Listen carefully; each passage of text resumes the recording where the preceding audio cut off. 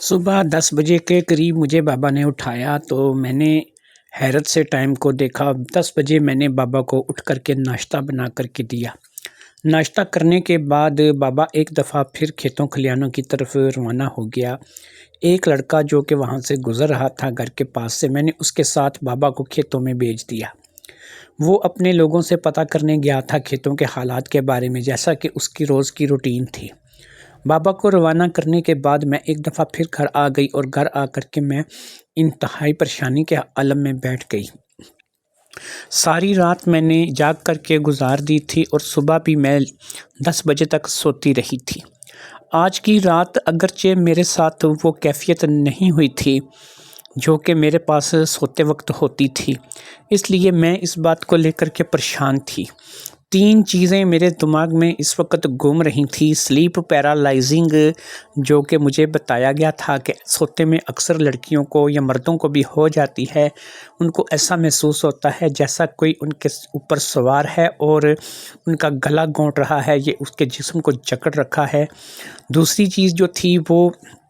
یہ تھا کہ شاید کسی جن بھوت کا اثر ہوگا اور وہ جن ہے جو تنگ کرتا ہوگا۔ اور تیسری چیز جو تھی وہ یہ تھی کہ شاید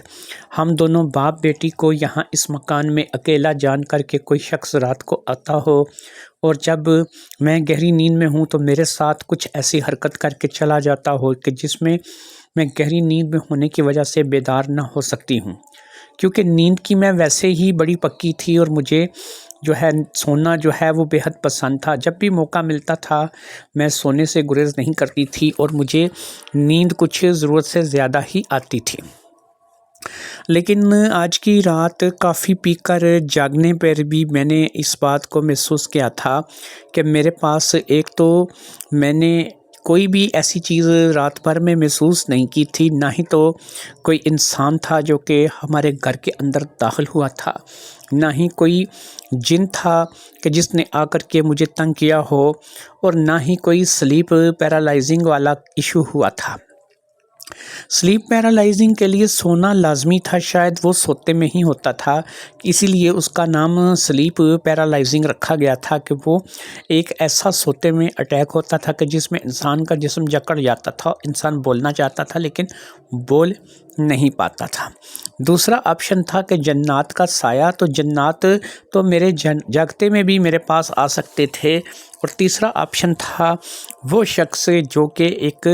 انجانا شخص تھا، شاید دیوار پھلانگ کر یا کسی طریقے سے گھر میں گھستا ہوگا اور میرے پاس آتا ہوگا، لیکن وہ بھی تو آج نہیں آیا تھا۔ کیا اسے اس بات کا علم تھا کہ میں آج جاگوں گی، میں کافی پیوں گی اور میں اس طریقے سے جو ہے وہ اپنے آپ کو ساری رات جگائے رکھوں گی؟ جو بھی تھا، بہرحال میرے لیے یہ باتیں جو ہیں پریشانی کا باعث تھیں اور مجھے ان کا کوئی بھی حل جو ہے وہ نظر نہیں آ رہا تھا۔ رہ کر ایک بات کی طرف جو ہے نا میرا خیال جاتا تھا کہ ہو نہ ہو بابا کچھ نہ کچھ جانتا ہے، یا پھر ہو سکتا ہے کہ یہ جو بھی کانڈ ہو رہے ہیں ان کے پیچھے بابا کا ہاتھ ہو۔ پھر میں سوچتی تھی کہ بابا ایک تو میرا باپ ہے،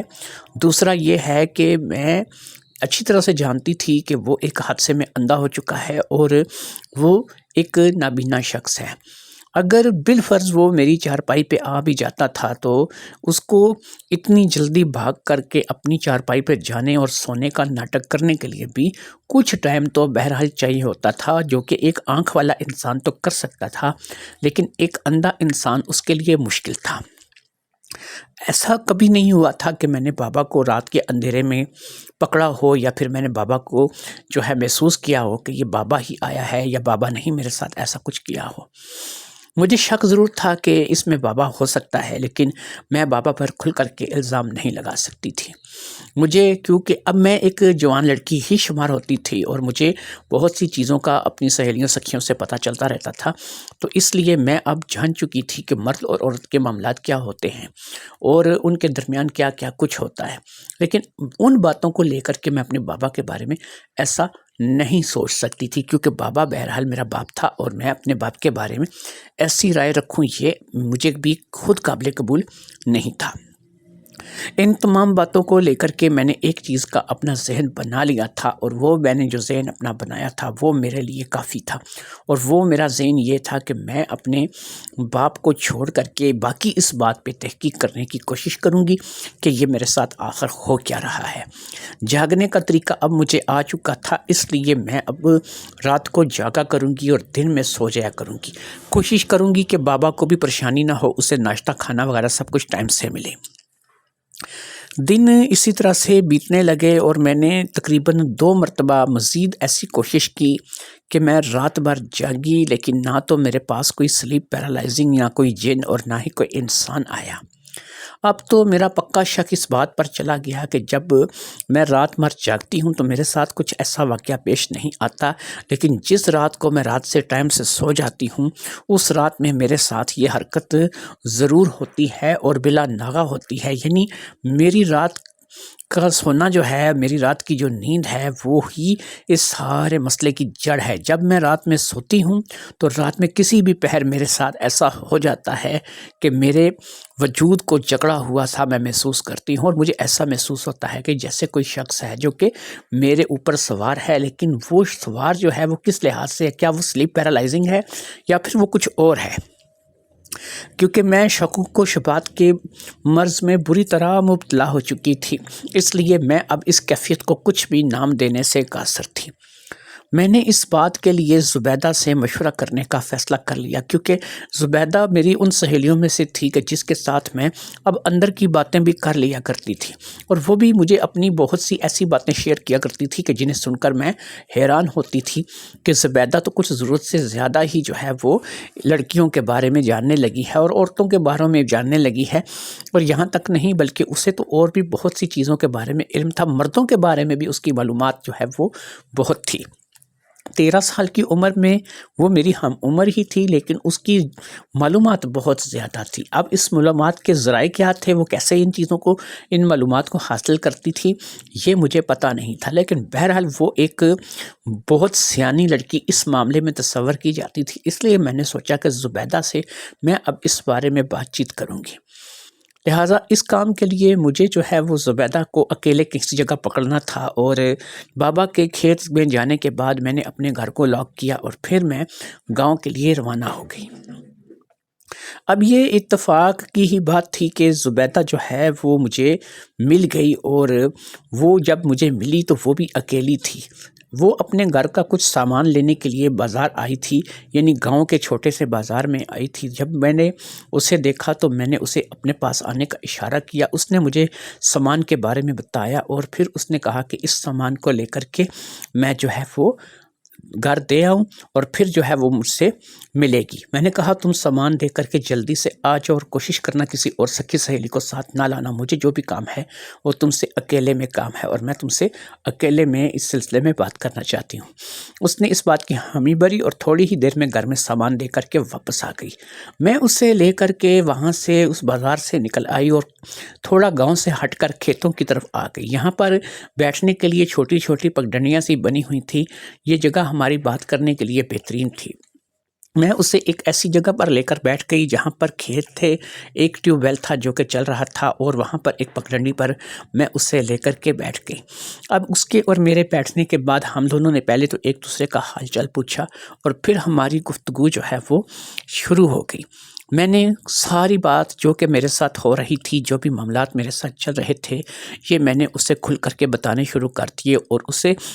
رات کے جاگنے کی وجہ بھی بتا دی، اسے کافی وغیرہ کے بارے میں بھی سب کچھ بتا دیا کہ تمہارے کہنے پہ میں نے کیا کر کے دیکھا ہے، جس رات میں جاگتی ہوں میرے ساتھ کچھ نہیں ہوتا ہے، جس رات میں سوتی ہوں میرے ساتھ یہ کچھ ہوتا ہے۔ اب اسے میں سلیپ پیرالائزنگ کہوں، یا میں اسے کسی جن کی کارستانی کہوں، یا پھر میں اسے کسی انسان کا کارنامہ کہوں۔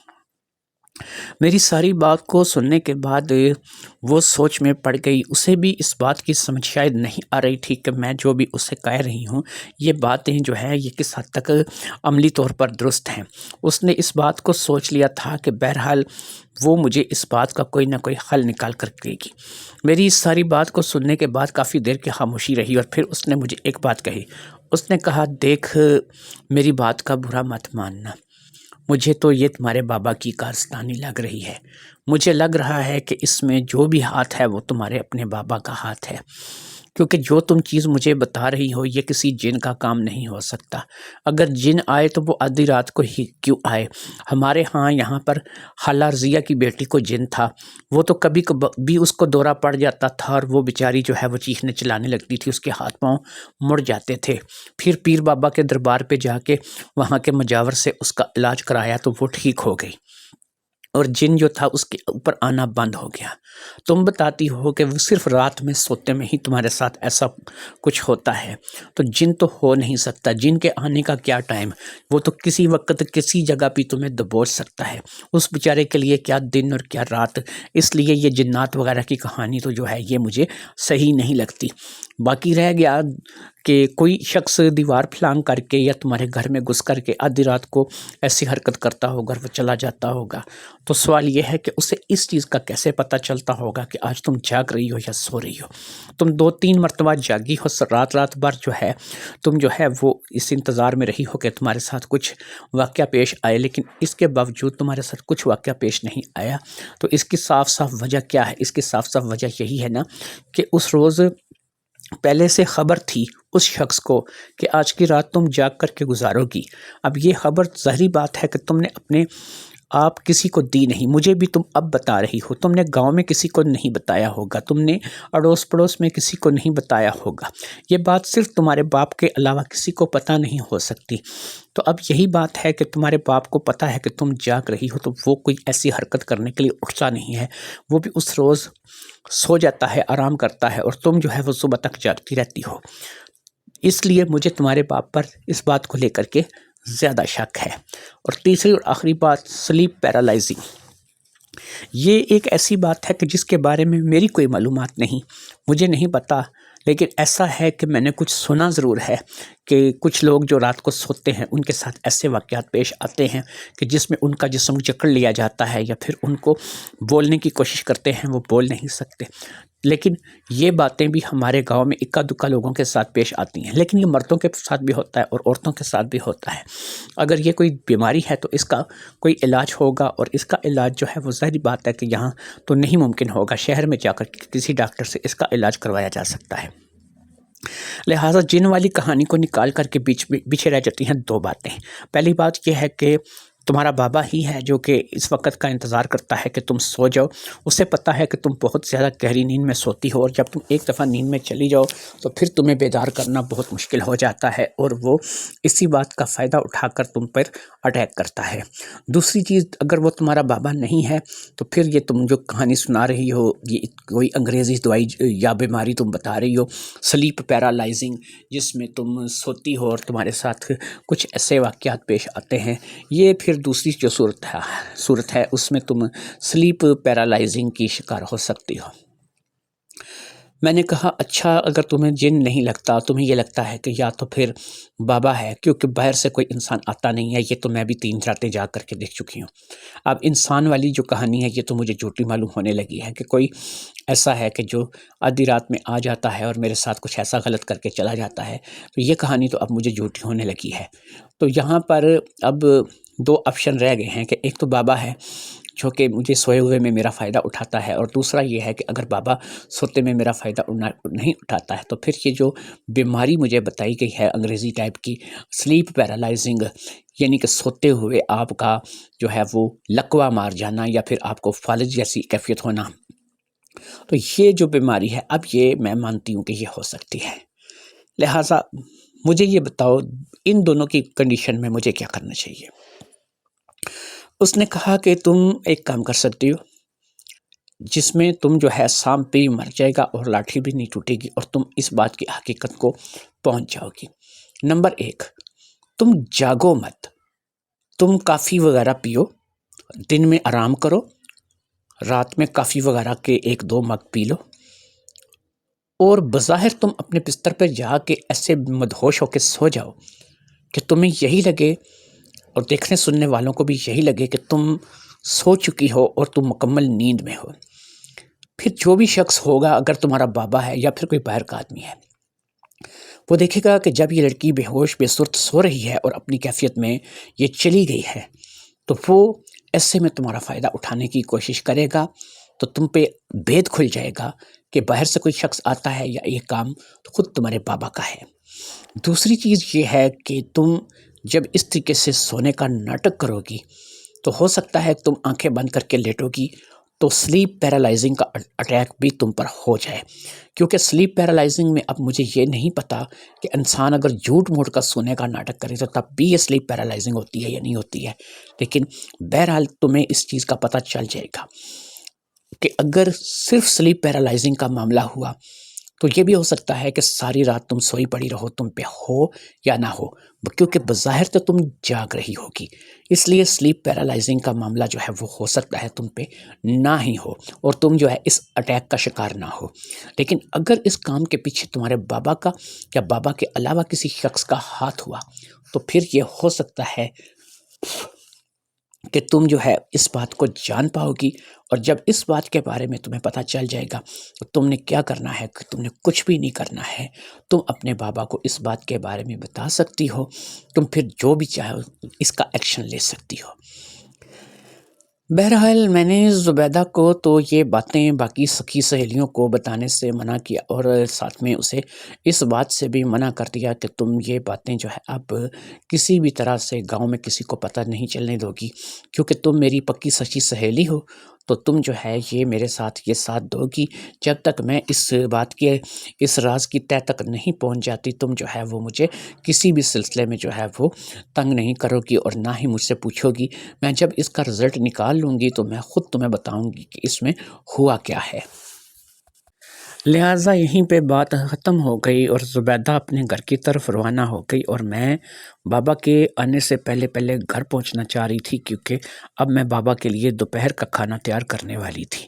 صبح کا ناشتہ تو اب بابا کو کبھی لیٹ اور کبھی جلدی مل جاتا تھا، یعنی جس رات کو میں سو جاتی تھی صبح اس سے میں ناشتہ جلدی دے دیتی تھی، لیکن جس رات کو میں جگراتا کاٹتی تھی اس رات کو میں صبح ناشتہ دیر سے تیار کرتی تھی۔ بابا کو اب ان باتوں سے کوئی خاص فرق نہیں تھا کہ میں ناشتہ جلدی دوں یا دیر سے دوں، بہرحال وہ ناشتہ جب بھی اسے ملتا تھا ناشتے کے بعد وہ کھیتوں کھلیانوں میں چلا جاتا تھا، اور میں عموماً تلا لگا کر کے گھر سے باہر آ جاتی تھی اور گاؤں میں آ کر کے اپنی سکھی سہیلیوں کے ساتھ مل کر کھیلتی تھی اور ان لوگوں کے ساتھ بیٹھ کے بات چیت کر کے واپس چلی جاتی تھی۔ میں گھر واپس آ گئی اور میں نے دوپہر کے کھانے کی تیاری شروع کر دی۔ بابا دوپہر کو آیا تو کھانا کھا کر کے لیٹ گیا۔ بابا کی طبیعت کچھ خراب معلوم ہو رہی تھی، اس لیے اس نے آرام کرنا مناسب سمجھا۔ اس بات کو میں نے بھی غنیمت جانا اور میں نے بھی سو جانا مناسب سمجھا، اور میں آج دن میں پھر ایک نفس ہو گئی۔ جب میں دن میں سوئی تو میں اب رات میں ظاہری بات ہے کہ مغرب کے قریب اپنی روٹین کے مطابق بیدار ہو گئی۔ رات کے کھانے کی تیاری ہوئی اور پھر میں نے بابا کو رات کا کھانا دیا اور خود بھی رات کا کھانا کھایا۔ آج کی رات مجھے سونے کی ایکٹنگ کرنی تھی، سونے کا ناٹک کرنا تھا، اس لیے میں جیسے ہی رات کا کھانا کھایا تو دوبارہ سے اپنا بستر بچھا کر کے سونے کے لیے لیٹ گئی۔ میں آج کی رات جو ہے وہ سونے کا ناٹک کرتی رہی۔ مجھے تقریباً 3 سے 4 بج گئے اور مجھے نیند بھی نہیں آ رہی تھی، کیونکہ میرے اندر ایک ہی بات تھی کہ آج مجھے کسی بھی طریقے سے اس بات کو جاننا ہے۔ بہرحال 4 بجے کا صبح کا ٹائم ہو چکا تھا، ابھی تھوڑی ہی دیر میں اذانیں شروع ہونے والی تھیں اور صبح ہو جاتی۔ مجھے نہ ہی کوئی سلیپ پیرالائزنگ کا اٹیک آیا اور نہ ہی بابا اٹھ کر کے میری چارپائی پر آیا اور نہ ہی باہر سے کوئی آدمی تھا جو کہ میری چارپائی کی طرف بڑھا۔ میں اسی سچویشن میں مبتلا، اپنے آپ کو اسی پریشانی میں مبتلا 4 بجے تک جاگتی رہی، اور پھر تقریباً 4 بجے کے بعد مجھے نیند نے آ لیا، اور پھر ظاہری بات ہے کہ میں اب رات بھر کی جاگی ہوئی تھی تو مجھے سونا بھی لیٹ تک تھا اور اٹھنا بھی لیٹ تھا۔ ظاہری بات ہے کہ 9-10 بجے سے پہلے اب میری صبح آنکھ کھلنے والی نہیں تھی۔ میں جیسے ہی سوئی اور تقریباً مجھے پتہ نہیں کہ مجھے سوئے ہوئے کتنے لمحہ گزر گیا ہوگا، کتنا ٹائم تھا جو کہ مجھے سوتے ہوئے ہو گیا تھا، کہ مجھے اپنے اوپر پھر ایک مرتبہ دباؤ کا احساس ہوا کہ وہ رات تھی کہ جو میں نے ساری جاگ کر کاٹی تھی اور 4 بجے کے قریب میں سوئی تھی۔ اب مجھے اتنا یقین تھا کہ دن نکل آیا ہوگا اور باہر جو ہے وہ اچھی خاصی روشنی ہوگی۔ پتہ نہیں کون سا ٹائم تھا، کیونکہ مجھے اتنی گہری نیند تھی کہ مجھے اس بات کا بالکل احساس نہیں ہو رہا تھا، اور میں نے دیکھا اور اس بات کو محسوس کیا کہ میرے اوپر وہی دباؤ اور وہی وزن ہے جو کہ روزانہ میں محسوس کرتی ہوں۔ مجھے میرے احساسات، میرے سب کچھ، میرا جذبات جو تھے وہ اس بات سے آگاہی دے رہے تھے کہ ایک دفعہ پھر میں یا تو سلیپ پیرالائزنگ کا شکار ہوئی ہوں، یا پھر کوئی انسان ہے جو کہ میرے پاس آیا ہے اور اس نے میرے اوپر اچھا خاصا دباؤ بنا کر کے رکھا ہے۔ ان باتوں کو جان کر کے، ان باتوں کو سمجھ کر کے میں جو ہے وہ بے حد پریشان تھی۔ میری صبح 9 بجے کے بعد آنکھ کھلی، میں اس وقت بیدار ہوئی تو ابھی بھی نیند آنکھوں میں بے حد زیادہ تھی۔ میں نے بابا کی بستر کی طرف دیکھا تو بابا بے صورت سو رہا تھا، اسے بھی شاید ابھی تک جاگ نہیں آئی تھی۔ اس کی طبیعت بھی خراب تھی، اس لیے شاید وہ ابھی اٹھا نہیں تھا۔ خیر میں نے اٹھ کر کے منہ ہاتھ دھویا، اپنے آپ کو تھوڑا فریش کیا اور پھر میں نے بابا کو جگایا۔ بابا میرے جگاتے ہی اٹھ کر بیٹھ گیا اور وہ بھی منہ ہاتھ دھونے کے لیے نلکے کی طرف چلا گیا۔ میں بابا کے لیے ناشتہ تیار کرنے لگی اور ساتھ ہی ساتھ سوچنے لگی کہ یہ میرے ساتھ کیا ہو رہا ہے۔ مجھے اس کے بارے میں بالکل بھی پتہ نہیں چل رہا تھا۔ میں اس بات کو لے کر کے مزید پریشان ہوتی چلی جا رہی تھی۔ بابا کو ایک دفعہ پھر ناشتہ دے کر کھیت کھلیانوں کی طرف رخصت کیا اور تالا لگا کر کے میں گاؤں میں آ گئی۔ گاؤں میں جب میں پہنچی تو میں نے سیدھا زبیدہ کے گھر کا رخ کیا۔ زبیدہ میرے دستک کے جواب میں زبیدہ نہیں دروازہ کھولا اور میں نے زبیدہ کو اپنے ساتھ چلنے کے لیے کہا۔ زبیدہ میرے پاس آئی تو میں اسے لے کر ایک دفعہ پھر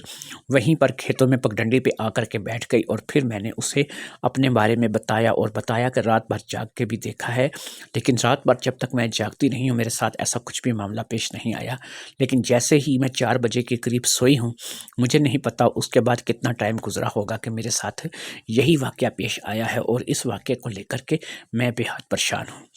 اب زبیدہ نے مجھے ایک بات کہی جو کہ بڑی عجیب تھی، سننے میں بھی عجیب تھی۔ اس نے مجھے ایک بات کہی اور اس بات کو لے کر کے میں تھوڑی پریشان ہو گئی، لیکن اس کے کہنے پر میں نے اس بات کی حامی بھر لی کہ جیسا وہ کہہ رہی ہے میں ویسا کر کے دیکھتی ہوں۔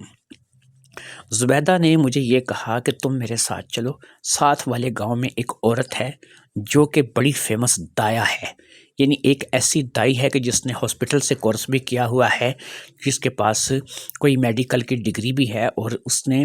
وہاں ساتھ والے گاؤں میں جو ہے وہ سچا بچہ سینٹر کے نام پہ اپنا ایک چھوٹا سا نظام بھی بنا رکھا ہے۔ وہ ایک فیمس دائی ہے جو کہ لوگوں کے بچوں کی ڈلیوری وغیرہ کراتی ہے۔ اس کے بارے میں سننے میں آیا ہے کہ وہ پیٹ پہ ہاتھ لگا کر کے، آنکھیں دیکھ کر کے اور اسی طریقے سے 2-3 طریقے اور سے جانچ کرتی ہے اور بتا دیتی ہے کہ یہ جو لڑکی ہے یہ کیسی زندگی بسر کر رہی ہے، کیا یہ شادی شدہ زندگی بسر کر رہی ہے یا پھر یہ کنواری زندگی بسر کر رہی ہے۔ اگر اس نے تمہیں دیکھا اور تمہارا چیک اپ کرنے کے بعد اس نے تمہاری شادی شدہ زندگی کا اعلان کر دیا تو پھر یہ سلیپ پیرالائزنگ والا قصہ بیچ میں سے ختم ہو جائے گا۔ پھر صرف ایک ہی بات رہ جائے گی اور وہ بات یہ رہ جائے گی کہ کوئی انسان ہے کہ جو باہر سے دیوار پھلانگ کر کے آتا ہے اور تمہارے ساتھ کچھ برا بھلا کر کے چلا جاتا ہے، یا پھر تمہارے ساتھ سویا ہوا دوسری چارپائی پر خود تمہارا باپ جو کہ اندھا بھی ہے اور اس کی آنکھوں کی بینائی نہ ہونے کے باوجود بھی اس نے تمہیں اپنا کھلونا بنایا ہوا ہے۔ مجھے یہ باتیں بری لگ رہی تھیں کیونکہ زبیدہ جو کہہ رہی تھی وہ میرے باپ پہ الزام لگانے والی بات تھی۔ میں خود بھی اپنے باپ پہ شک کر رہی تھی، لیکن یہ اس قدر یقین نہیں تھا کہ میرا باپ جو ہے وہ مجھے لے کر کے میرے ساتھ کچھ ایسی حرکتیں کرے گا۔ لہٰذا اب اس کے سوا چارہ نہیں تھا کہ ہم اس دائی آبدہ کی طرف جاتے جو کہ زچہ بچہ سینٹر کھول کے بیٹھی ہوئی تھی۔ میں نے ساتھ والے گاؤں جانا تھا، زبیدہ کے ساتھ جانا تھا اور مجھے جانے آنے میں 1 گھنٹہ تو لگ جانا تھا۔ اس لیے ہم نے کھیتوں کے بیچوں بیچ سے ہی دوسرے گاؤں جانے کا فیصلہ کر لیا اور اسی وقت ہم لوگ اس دوسرے گاؤں جانے کے لیے تیار ہو گئے، کیونکہ میں اب اس بات کا خلاصہ کرنا چاہتی تھی، میں جاننا چاہتی تھی کہ زبیدہ کے بقول کہ اگر وہ دائی مجھے دیکھ کر کے چیک کرتی ہے تو کیا میں واقعی ہی ایک شادی شدہ زندگی گزار رہی ہوں۔ شادی شدہ زندگی گزارنے کا مقصد یا مطلب یہی ہے کہ میں جو ہے وہ ایک ایسی زندگی گزار رہی ہوں کہ میرے ساتھ وہ سب کچھ ہوتا ہے جو کہ ایک شادی شدہ لڑکی کے ساتھ ہوتا ہے۔ لیکن سوال یہ تھا کہ اگر یہ سب کچھ میرے ساتھ ہوتا تھا تو مجھے اس بات کی خبر کیوں نہیں ہوتی تھی اور مجھے اس بات کا پتہ کیوں نہیں چلتا تھا۔ ایک 13 سال کی لڑکی جو کہ بہت ہی زیادہ ابھی وہ تجربہ کار نہیں ہوتی یا اس سے جو ہے وہ ان معاملات کا جو ہے وہ زیادہ علم نہیں ہوتا، لیکن پھر بھی 13 سال کی بچی کے ساتھ اگر کچھ ہوگا تو اسے پتہ تو چلے گا نا۔ تو کیا میں اس قدر گہری بے ہوشی کی نیند سوتی تھی کہ مجھے ان باتوں کا پتہ ہی نہیں چلتا تھا اور میرے ساتھ یہ باتیں ہو جاتی تھیں۔ ان تمام باتوں کو لے کر کے میں پریشان تھی اور میں نے زبیدہ کے ساتھ دوسرے گاؤں آبدہ کے پاس جانے کا سوچ لیا۔ ہم کھیتوں کے بیچوں بیچ چلتے چلتے دوسرے گاؤں کی طرف جا رہی تھیں اور پھر تقریباً آدھے گھنٹے کے سفر کے بعد ہی ہم وہاں پر دوسرے گاؤں میں داخل ہو گئیں۔ سچا بچہ سینٹر گاؤں کا فیمس سینٹر تھا۔ یہ اس دائی کا گھر بھی تھا اور اس میں ساتھ ہی اس نے ایک بیٹھک میں اپنے لیے ایک چھوٹا سا کلینک بنا رکھا تھا، جہاں پر اس کے پاس اکثر عورتیں جو ہے وہ اپنے چیک اپ کے لیے آتی رہتی تھیں۔ ہم کیونکہ ابھی بچیاں تھیں اور اتنی زیادہ بڑی نہیں تھیں، اس لیے ہم لوگ جو ہے وہ اس بات کو لے کر کے تھوڑی سی شرما رہی تھیں اور تھوڑی جھجک تھی جو کہ ہمارے اندر تھی۔ لیکن جب ہم اس بیٹھک نما زچہ بچہ سینٹر میں داخل ہوئے تو وہاں پر وہ اکیلی بیٹھی تھی اور اتفاق کی بات ہے کہ اس وقت اس کے پاس کوئی عورت موجود نہیں تھی۔ ہم نے اندر داخل ہو کر کے اسے سلام کیا اور اس کے سامنے کرسی پر بیٹھ گئی۔ میں کیا بولتی، میرے بولنے سے پہلے زبیدہ نے اسے ساری صورتحال بتانا شروع کر دی اور زبیدہ نے اسے میرے ساتھ ہونے والے تمام واقعات جو ہیں اسے بتا دیے۔ اب اس نے ہماری بات کو بڑی توجہ سے سنا۔ وہ بھی واقعی ایک اچھے انسان کی طرح بیہیو کر رہی تھی اور اس کے دیکھنے سننے سے ایسا ہی لگ رہا تھا کہ اس نے ہماری بات کو بڑی سنجیدگی سے لیا ہے۔ ہماری بات ختم ہوئی، کیونکہ ہماری بات میں اس لیے کہہ رہی ہوں کہ کبھی زبیدہ بولتی تھی اور کبھی میں بولتی تھی۔ جب ہماری بات ختم ہوئی تو اس نے مجھے چیک اپ کے لیے اپنے ساتھ ایک علیحدہ جگہ چلنے کے لیے کہا۔ اسی بیٹھک میں اس نے پردہ لگا کر کے ایک علیحدہ سے چارپائی رکھی ہوئی تھی اور وہاں پر لیٹا کر کے اس نے میرا چیک اپ کرنا تھا۔ وہ مجھے چیک اپ کے لیے لے کر کے چلی گئی۔ زبیدہ کو اس نے وہیں بیٹھنے کے لیے کہا، لیکن زبیدہ نے کہا کہ میں بھی آؤں گی۔ تو وہ کیونکہ زبیدہ بھی ایک لڑکی تھی اس لیے اس نے زبیدہ کو منع نہیں کیا اور زبیدہ بھی جو ہے وہ میرے ساتھ وہاں پر آ گئی۔ میرا چیک اپ ہوا اور چیک اپ کے بعد ہم لوگ ایک دفعہ پھر آ کر کے وہیں انہی کرسیوں پر بیٹھ کے جہاں پر ہم لوگ پہلے بیٹھے ہوئے تھے۔ آبدہ جو کہ دایا تھی یا پھر کوئی نرس تھی، جو بھی تھی، وہ ہمارے سامنے آ کر کے بیٹھ چکی تھی۔ اس نے کافی دیر تک مجھے اور اچھی طریقے سے چیک کیا تھا، لہٰذا وہ اب آ کر میرے سامنے بیٹھ گئی تھی۔ اب زبیدہ اور میں جو ہے وہ اس بات کی منتظر تھیں کہ آبدہ جو ہے وہ ہمیں کیا بتائے گی، کیا انکشاف کرے گی اور کس بات کا جو ہے خلاصہ ہے وہ کرنے جا رہی ہے۔